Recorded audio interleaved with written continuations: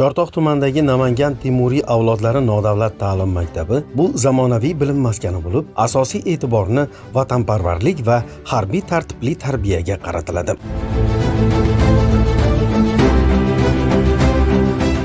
Maktabda bolalar nafaqat fanlarni, balki harbiy tayyorgarlik, jismoniy mashqlar, rahbarlik va mas'uliyatni o'rgatishadi. Intizom, faoliyat, dunyoqarash hammasi Temuriylar merosiga mos ravishda shakllantiriladi.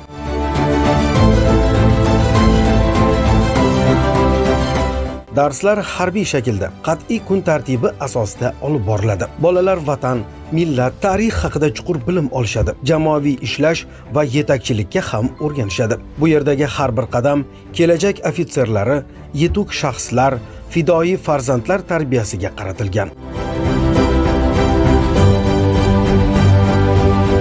Maktab o'quvchilari tuman va viloyat miqyosida faol ishtirok etib, muvaffaqiyatlarga erishmoqdalar. Temuriy avlodlari maktabi kelajakda vatanni el-yurtga fidoyi, bilimli va jasur yoshlar qo'liga topshirishga tayyorgarlik maskanidir.